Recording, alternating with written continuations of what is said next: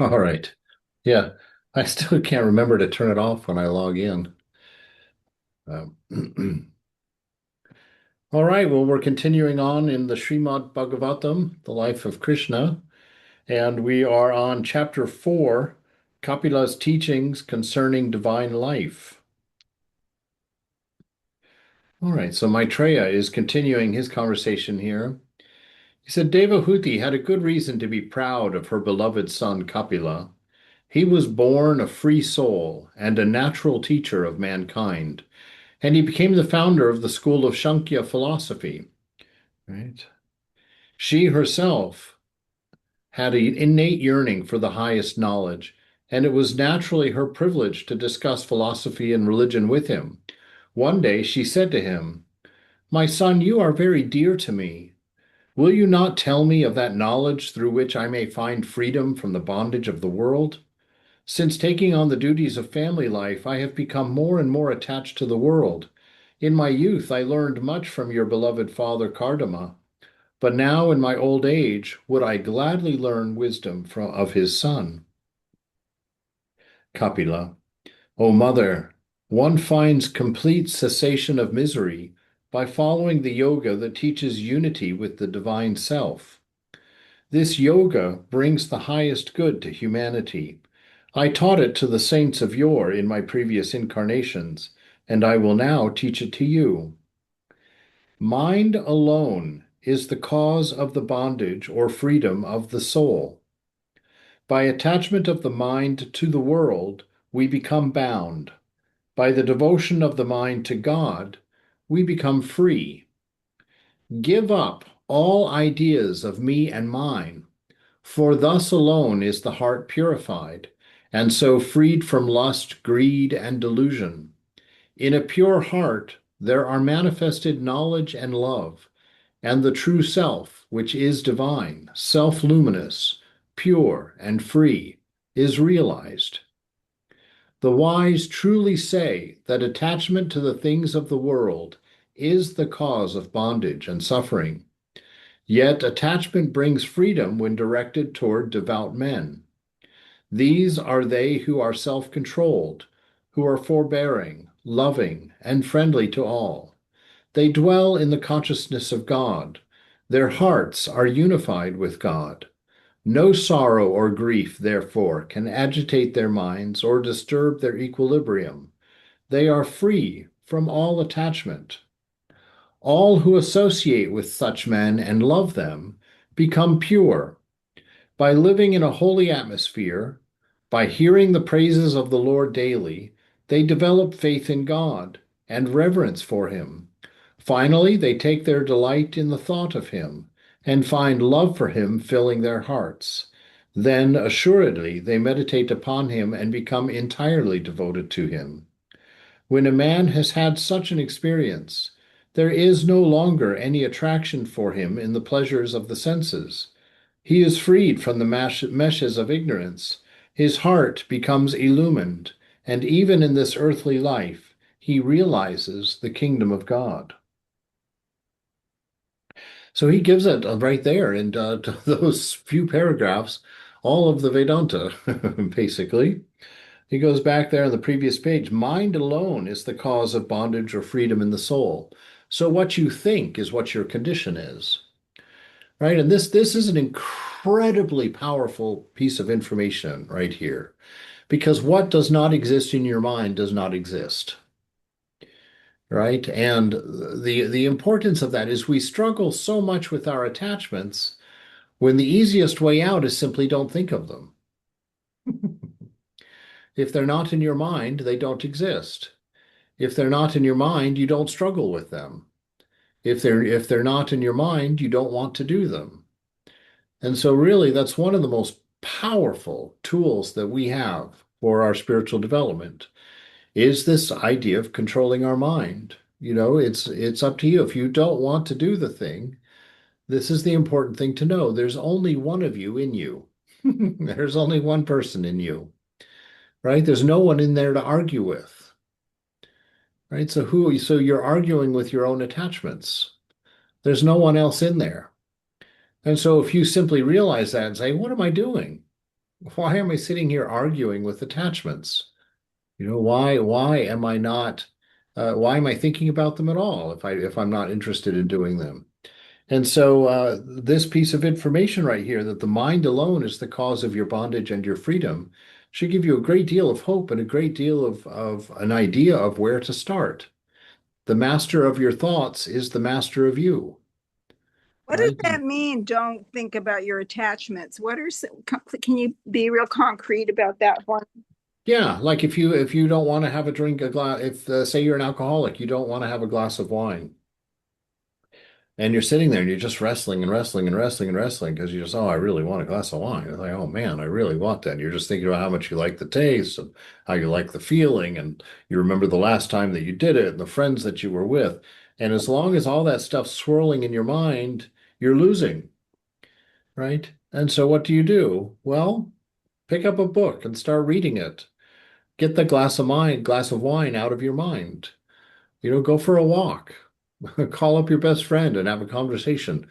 Anything, just get the mind out of that loop, right? Because it's that loop that is beating you. It's not the wine.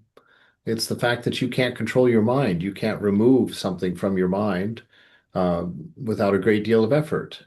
And so that's one of our primary tools right there, is being able to distract our own mind. This is My, why we, my uh-huh. attachment is to people, not substances. Like, Right. Okay. Well, same thing with them, to keep them out of your mind. Depending on what the attachment is. If it's a healthy attachment, if it's a husband or a wife or a family member or whatnot, to a degree, that's all right to a degree. But these things that actually lead you into vice, those are the ones that we need to really talk. attack, that really take us. Thank you. And also having this idea of being of knowing the secret, that things have to be in your mind in order to exist to you. And so this is a big strength that we have, a big advantage that we have for taking care of some of these attachments. By the attachment of the mind to the world. And what is the world? The world is the senses, right? So just attaching yourself to your senses, like, oh, I just love the way things feel. I love the way things taste. I love the way things smell, the way things sound, the way things look. It's attachment to the pleasures of the senses that gets us the most. And so a worldly person is someone whose mind is always on the senses. They're always thinking about how they feel, what they want to eat, where they want to visit, whether they're tired or not. They're just always, always thinking about the senses.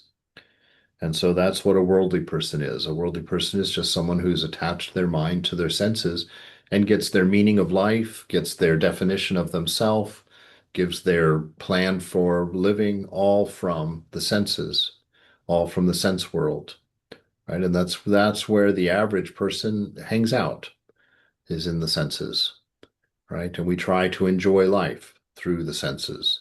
And there's almost no awareness of ourself having any other part to us but the senses, right? And that's why all these scriptures start off with this idea of going inward. There's a whole you that exists within you that has nothing to do with the senses necessarily. There's a whole side of you, the love that you have, the inspirations that you have, uh, the contentment that you have. All of that comes from inside, right? Comes from inside. The externals are always distractions. They're always putting your mind somewhere else, right? But they don't give you anything. Like the senses cannot give you what they promise you. They can give it to you for a few moments, right? And then it goes away. And that's that we learn that again and again and again. Unfortunately, we learn it when we're too young to really understand what we're learning, right? In high school, you should have learned right away from your relationships, from your dating, that those feelings of dating, of falling in love, those romantic feelings are as ephemeral as a candlelight. It's like they come and they burn bright and hot, and they seem overwhelming and powerful. But when they end, And quite often in a very negative way, with a big fight and a hate you and I'm out of here and a stomp, stomp, stomp, and away you go. Right. And so this is the repeating pattern of the senses, right? And all the senses are mind. They're just thoughts. So we're not dealing with anything more than thoughts, right? Because all of your bondage and all of your liberation is of your mind. And the mind is a thinker, right? And when you withdraw from mind, the mind is like a satellite dish that picks up the presence of the Lord. Silent mind is perfect for the awareness of God, for the awareness of presence. So by the devotion of the mind to God, we become free, right? And we become free because devotion of the mind to God, right? Let's break that down. The devotion of the mind, the love of the mind toward God is what gives us our freedom. So what does that mean? Well, God is love, right? So our devotion of our mind toward love is the way that we find freedom because we are the source of that love. The senses is the source of the titillation that comes from love, right? But the love itself, that which is actually fulfilling, that which actually makes us content, comes from within our own self, regardless of how it seems to be caused by other things and people. It is not. It's reflected in other things and other people, but its source is within you. And so when they say go inside, and when they say devote yourself to love, they are saying that go into yourself, into the shrine of the heart, in search of the love that you're looking for in the senses and the sense world. Instead of looking for them outside of yourself, start looking for them inside of yourself, and you'll find a storehouse of them, right? And so the idea is to give up all sense of particular. Don't go out into the world looking for things to collect for me and mine, right? Stay in yourself, thinking entirely of love, thinking entirely of being, thinking entirely of the presence, right? So we get absorbed in a non-particular love. All right. And we grow in love inside from a non-particular source.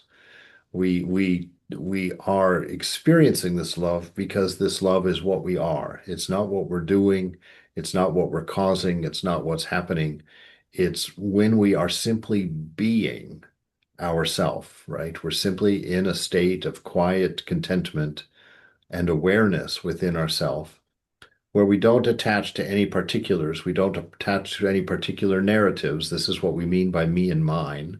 Me and mine always has narratives. Me and mine is what causes us to see cause and effect. Me and mine and the hungers and desires of me and mine are what put us on our narratives, right? That keep us distracted, that keep us from knowing our divine self, knowing this love, knowing this security, knowing the strength of the inner self because we're always going into the senses to try and find things that make us strong, try and find things that give us love, try and find things that make us feel strong or content or whatever it is. But we don't go to the senses for those things. That's the trick.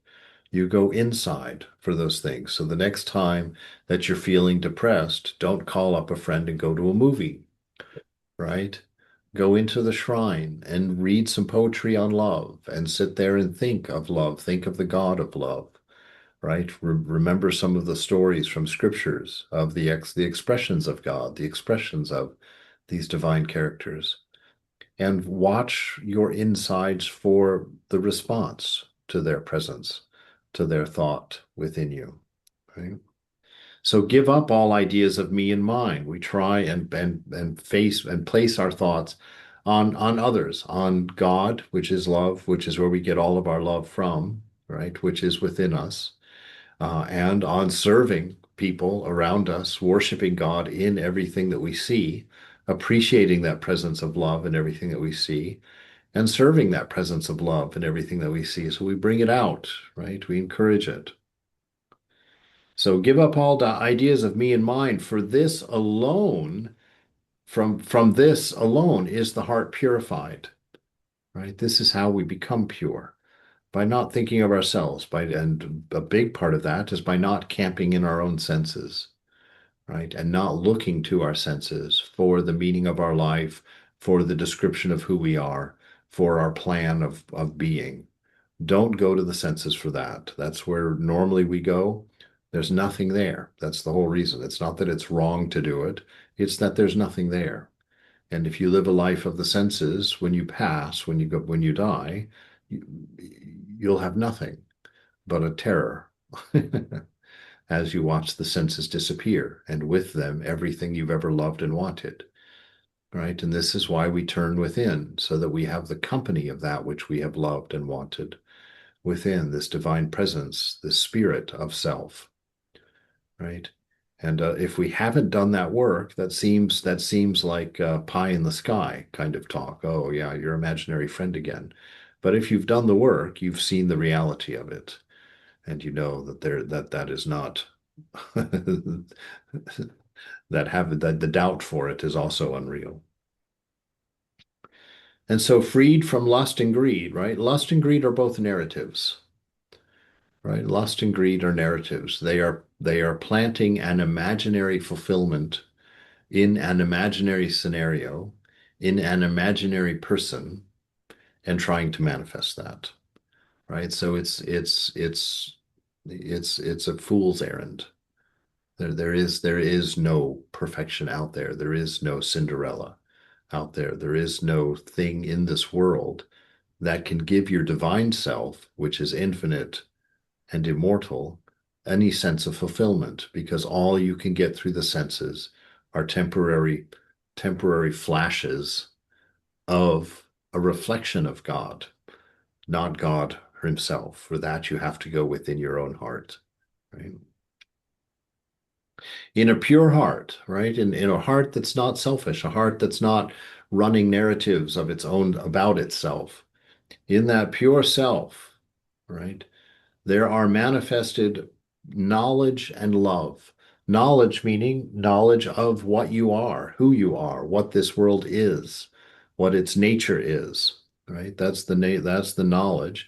And then the love is the nature of the universe. The love is the God that is in and through everything, right? That God which has become all of this for us. And the true self, which is divine, is self-luminous. This is why you want to find it. This is why you want to build your life on it, because it produces its own light.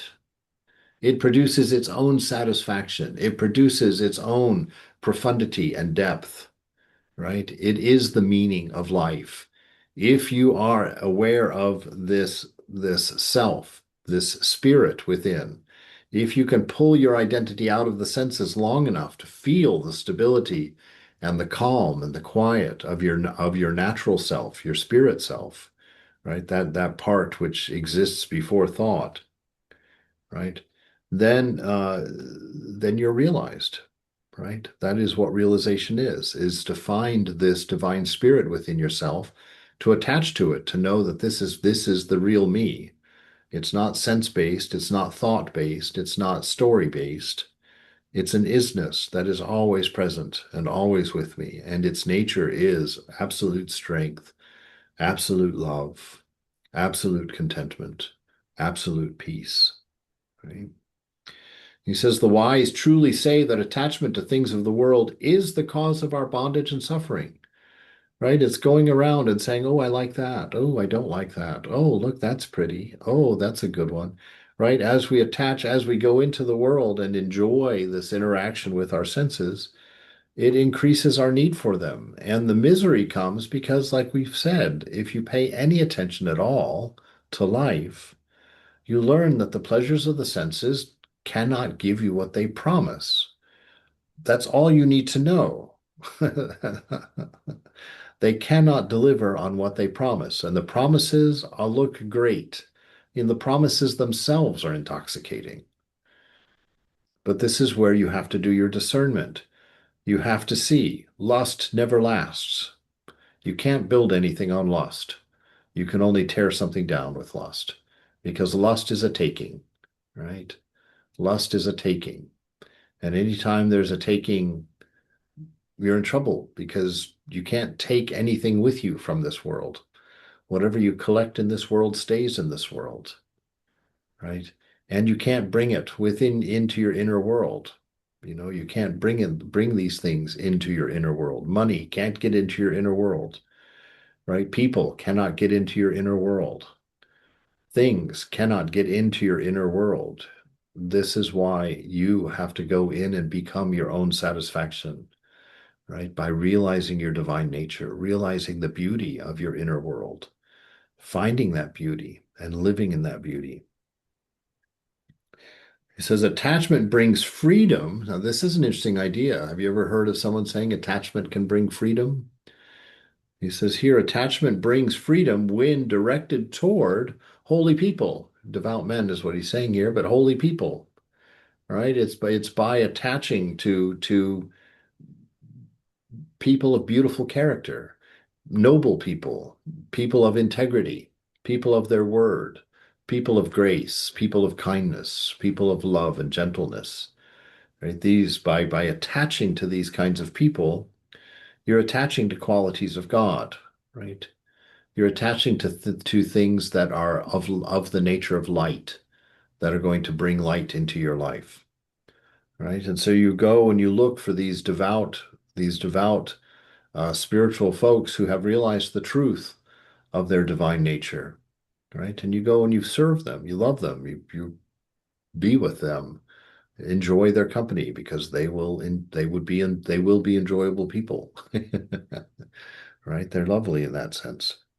These are they who are self-controlled, who are forbearing, loving, and friendly to all. So if you want to find out who is this devout person, look for somebody that is self-controlled, right? They're not easily provoked. You can't get them to scream very easily. They're self-controlled, they're forbearing, they're very patient with you. They don't get worked up, by your faults. They don't get annoyed by you all the time, right? They're forbearing, they're loving. So they're kind to you. They think about you. They wonder about you and hope for you when you're not necessarily in their presence. And they're friendly to all, right? They have a respect for everyone because they see their beloved in everyone. So there's an innate and authentic kindness in them. They dwell in the consciousness of God. What does that mean? They live in the presence, right? This is why it's important for us to experiment in our practice the experience of our inner world, right? Because within you it is possible and it is natural and it's fundamental to life to find this shrine of love within your heart. It is a place. It exists within you, a place where the presence can be contacted, where the presence can be communed with, right? It's a place of silence. It's a place of reverence. It's a place of sacredness. It's a place of meaning. And it's in any human being, it can be made always available simply by placing your awareness on it, finding it within yourself and placing your awareness there, and then doing the practice that's necessary for you to be able to hold the mind there, right? And not have the mind run off and wander somewhere else or start analyzing something, you know. And so that skill of being able to allow the mind to sit in a single place, you place it in the shrine of the heart, in the presence of the beloved, the presence of the divine, and you are informed by that atmosphere. And that's what will in turn you into one of these devout people who can be described as self-controlled, forbearing, loving, and friendly to all. Self-controlled because you're no longer being pulled into the senses to employ the senses for your satisfaction. You've withdrawn from that. So the addictions are not controlling you anymore, right? And you're forbearing, you're patient. Why? Because it's taken a lot of patience for you to get yourself into that state. For you, it's taken a lot of patience toward your own self to stick to your practice in the face of uncountable failures, of uncountable shortcomings, right? You've learned how to be patient with yourself, and so you are therefore naturally patient, forbearing toward others, right? You don't get worked up about things because you're used to it. You're accustomed to it. You're very loving because you are sitting in an atmosphere of love, because you are sitting in the shrine of your heart, right? And so your impetus for the world will be love as long as you stay in the shrine of the heart, and you'll be friendly to all. No sorrow or grief, therefore, will be able to agitate your mind or disturb your equilibrium, right? Because your mind won't be hooked to the senses, which are constantly changing, constantly moving. Your mind is hooked to your core, to the shrine of the heart within, and that is always stable. That is always silent. It's always pure. It's always sacred. It's always profound. There's always a deep sense of meaning in that space. And that love of God, that love which is the nature of the universe, you become aware of that love. You become aware of the love of the divine, that God himself is in fact love. He's not just an actor of love. He is love itself. And so he has been placed, God placed himself or herself at the heart of you when you were put together, when you were fashioned. And so this is what you find. This is what he hid there within you as part of the fun. Go find this treasure. And when you find this treasure, you'll find the meaning of life. And when you found this treasure and the meaning of life, you'll find your contentment in the moment, not by a narrative, not by fulfilling a story or running after an expectation, but simply by being fully present in the moment. Right? All who associate with such men love them and become pure by living in a holy atmosphere, right? And by creating a holy atmosphere within your own self to live in, which is the way that we get established in this contentment, right? By living in a holy atmosphere, by hearing the praises of the Lord daily, right? And if you're not hearing them, then singing them. Sing them to yourself, right? It's about creating this space, this self-contained space within yourself so that you can remove all of these hooks from your nose, right? The hooks of lust and greed and pleasures and entertainments and sounds and addictions and loves and lusts and greeds, right? To detach your mind from all of those and place them on that which is unchanging within you, that hum of love, which is your divine nature, that presence of God, which is always present, right, within you. And when you find that shrine of the heart, when you've touched that experience, he says there is no longer any attraction in that person for the senses, because you have now what the senses promise. Right? The senses are always promising that quiet peace, that contentment. I'll make you happy if, you'll be happy if, you'll be happy if, you'll be content if, right? It's always an if. And that's how you know it's of the senses. Because in the senses, it's always with an if. Within your heart, it's always here, always present, always in the now. And you just have to not go anywhere else to have that experience.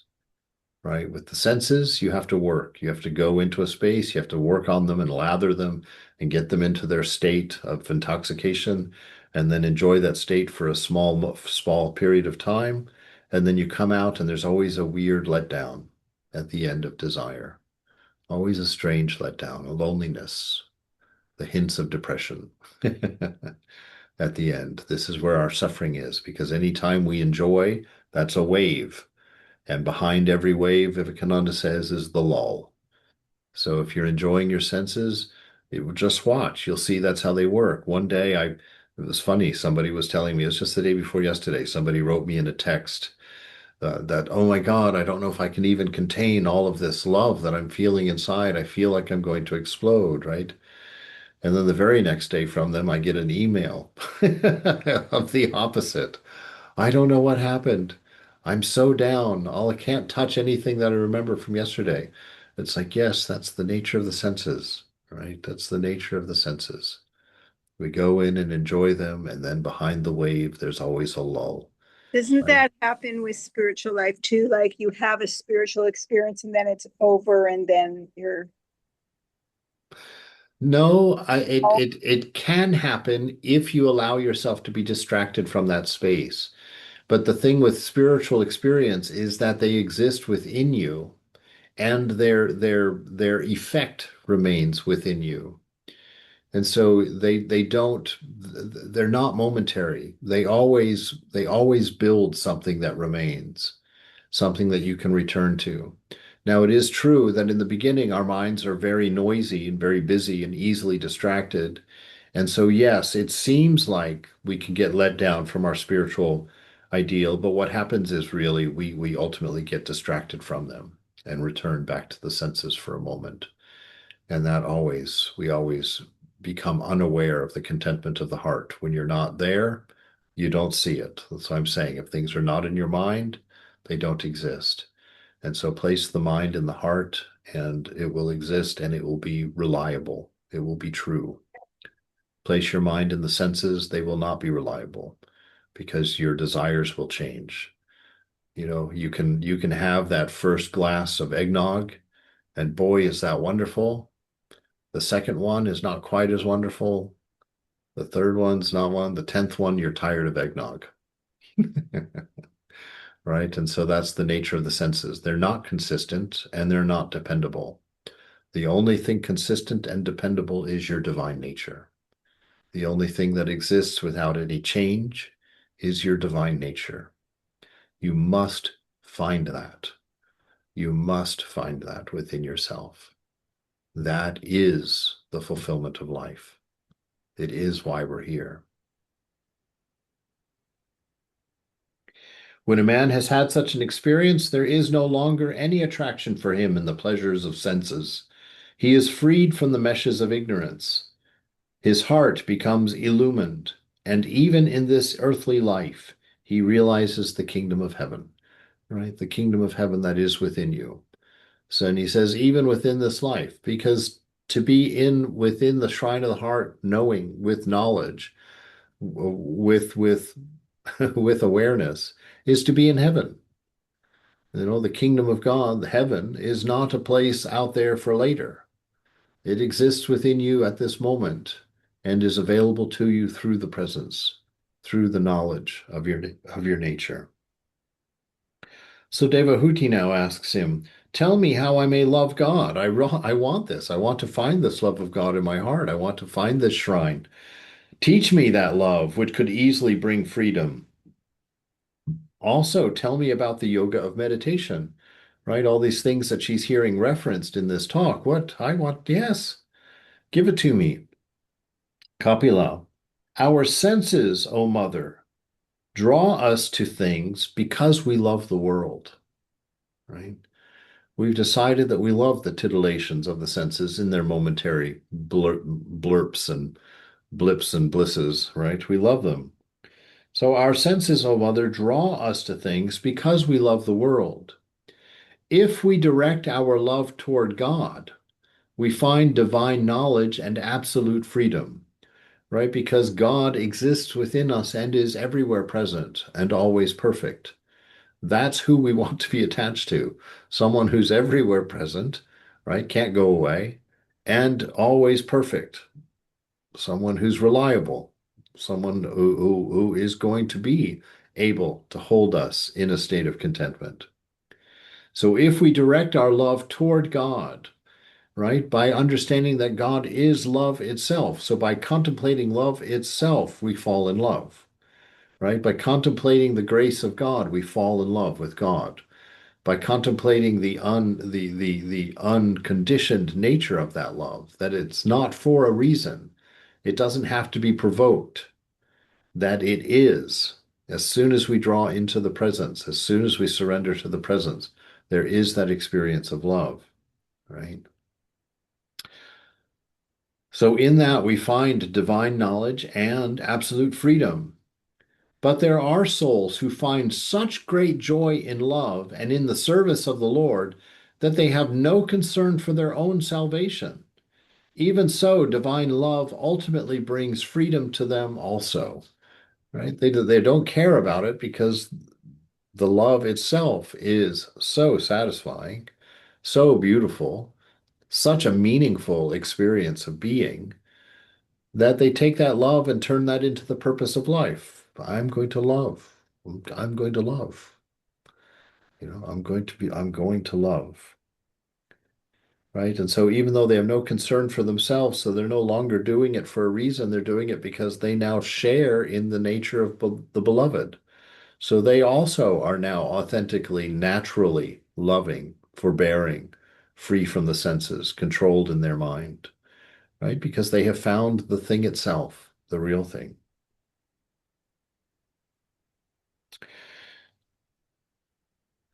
Those who love God as dearly as themselves, which is only possible because God is our self, right? And so as we come to love God, that's why even Jesus ties them together. The most important commandment, love the Lord your God with all of your heart, soul, mind, and strength. And the second one is like it, love your neighbor as you love yourself.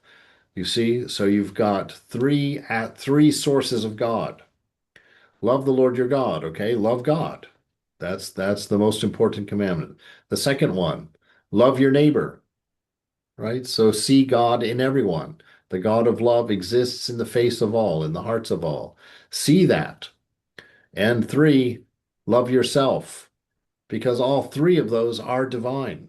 Those are all three God. And so this is how we acquire this love for God, by practicing, by being kind. And that, because of our nature, will be enough. Because when you love, love grows within you. That's the nature of love, right? When you practice love, love grows, love manifests in you.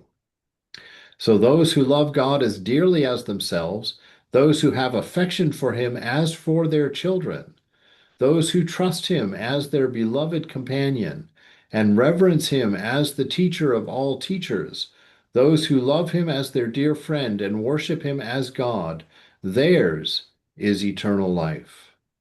Right? And all of this is done by this process of finding God within yourself, right? Because if you can find that divinity within yourself, then you will naturally see it in others. Because the only thing we know of others is what we know of ourselves. Because we have no access to the inner world of others, right? So we touch the inner world of ourself, we learn of this nature, and then we begin to see it everywhere. Right? So these to love God as dearly as themselves happens because God is our self. God is at the very center of our being. And so to recognize that will provoke a natural growth in love. Those who have affection for him as for their children, right? Because we start looking around and seeing this divinity in everyone, and the whole world becomes family. That's the ideal of the monk, right? The monk does not renounce family. He renounces particular family so that he can have universal family. Every mother is my mother. Every father is my father. Every child is my brother, my sister, my sibling, or my child. And we live in that state, seeing it that way because we love the God inside of us. We don't love attributes. Attributes cause us to only love relatives, only love people that are attractive or beautiful or meet our ideal. But to love ourself, to know the divine within ourself, unlocks the ability to love everyone for no reason, because you are of the nature of love. It is what you are. Right? Well, I take this paragraph a little more superficially. It, Okay. this is a high bar. Do you love God as much as you love your own children? Do you trust God as much as you trust your best friend? It's like this is like a measure if we're in the right zone here. Your interpretation is deeper. Yeah, well, they're both there. They're both there. But the if you take it as a challenge like that, or as a comparison like that, you're left having to answer no to all of them. Yeah. right? Or like, I wish I, And then you're left back at square one again. Like, oh my God, well, how do I get these things? With the other interpretation, we get the answer to how we acquire it. It's by seeing the beloved in all of those things. We don't stop loving our children more than God. We start loving God in our children instead of our children as children, right? We start loving God in our neighbor instead of loving the qualities of our neighbor, right? The worldly person likes their neighbor because their neighbor is kind and brings them chocolate on Fridays, but the spiritual seeker loves his neighbor authentically, regardless of what the neighbor brings or doesn't bring him, right? And is always available to the neighbor when they knock on the door for help, kind of thing. But both of them are true. It is to be a challenge to say, hey, you're struggling, because this. Look, you love everything that's hurting you more than you love God, and that's your challenge. you see this in abusive relationships, that person has become their God. They love the perpetrator, or even in not to in relationships. Yeah. No, when we love qualities, when we attach to qualities in people, that's worldly love, and it won't last. And it can become abusive, and it becomes manipulative, right? Because we don't want to lose that love. We don't want that love to go away. Yeah. So, right. Those who love God as dearly as themselves, those who have affection for him as for their children, those who trust him as their beloved companion, and reverence him as the teacher of all teachers, those who love him as their dear friend and worship him as God, theirs is eternal life. Blessed indeed are they that steadfastly devote themselves to the worship of God, for they shall attain to absolute freedom. Right? So here it is again, but just said in a very different way. Devote yourself to the worship of God. That's the highest form of worship, according to Ramakrishna, right? Because you worship God by worshiping everyone, right? It's the worship of God in man and God in all living beings. It's the worship of God in your dog. You look at your dog as God, and you enjoy that loyalty and the purity of those eyes, those big brown loving eyes as they look at you, that sweetness of their pant, as they're jumping up for affection. When you see your dog as God, you see that God is loving as a dog. Oh my gosh, look at that. When you love God in your neighbors, then you start to see the love of God in people, right? It's like, wow, look at this. This is amazing. But it's all God, right? Because God is unchanging. Behaviors of neighbors and behaviors of dogs, they will change, right? But if you keep your eyes on that which is not changing in them, the presence of the beloved, and address that in them, like Hafiz with one of my favorite poems. He bends down and scratches a street dog under its chin, and he whispers in the dog's ears, "My beloved, I'm so glad you came to visit me today." Right? And think of that. It's wonderful. I've done that with Rosie, the convent dog, to go and just look in her eyes and pet her nicely and say, "Ah, my beloved, I'm so happy that you have come to visit me today." Right? This is how we have direct experiences of the divine, by seeing things as they are. God has become the dog. God has become your neighbor. God has become the person next to you on your bus. So talk to him or her. Love them. Love God. Be kind to them. You don't have to say or do anything. Just sit there and send them blessings as long as you're sitting next to them, right? Sit on that bus on your commute and just bless everyone. Sit in your car on the freeway and just look from window to window and bless everybody. Bless them all. May they find joy, Mother. May they find a beautiful friend today, Mother. Maybe they find an answer to a trouble today, Mother. Right? Just always going like this.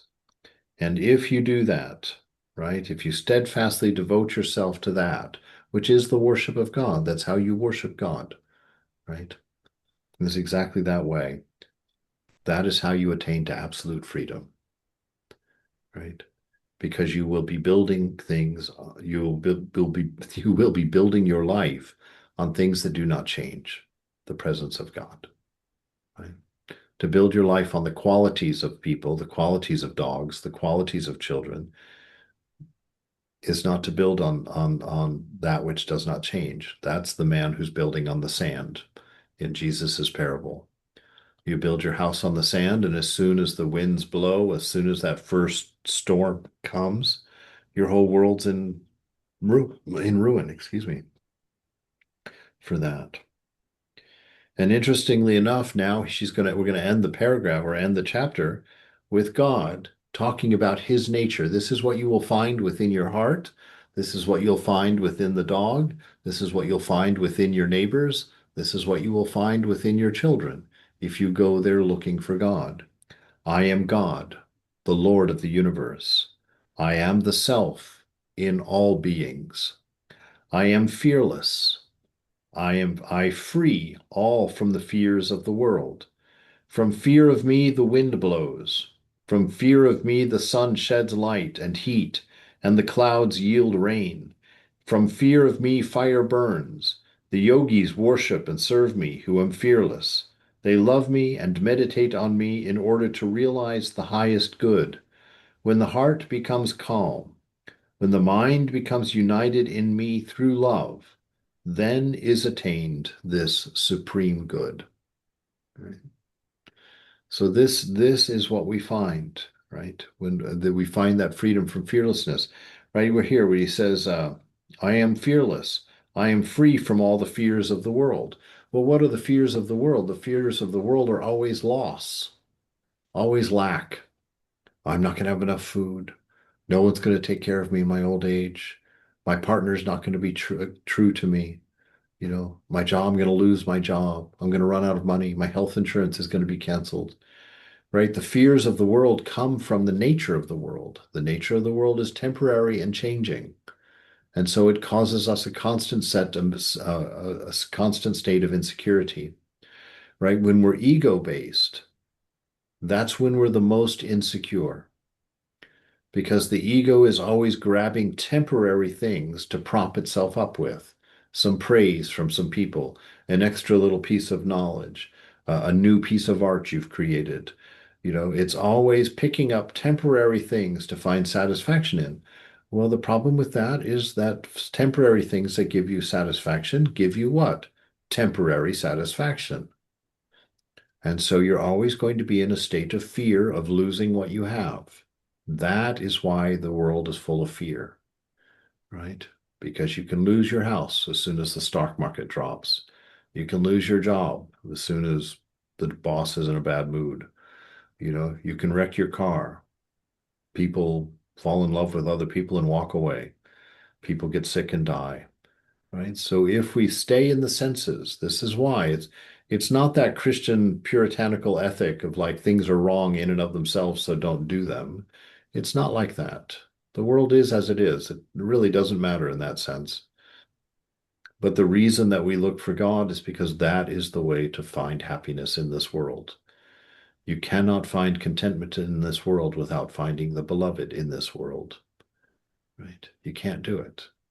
This world is not meant to be your home. It is not meant to be your favorite place. It is not meant to be satisfying. God is what is satisfying. God is what is pleasant. God is what is endures. And God is what is meant to be found in this experience of the temporary. The temporariness is just there to show us our need for God, to help us with our longing, to want something that won't end, to need something that won't change, that won't abandon us, to find some stability, right? And so that's why the final word is then what is attained? The supreme good. When you have touched the divine in this ever-changing reality, when you've touched the stable within yourself, you're no longer dependent on the things that can't deliver. You're holding to that one thing which is what it is and will always be what it is, whose nature is of a divine love, whose nature is of a divine wisdom, and is the present, is this moment that you're inhabiting. All right, that's chapter 4, and it's a good time to stop.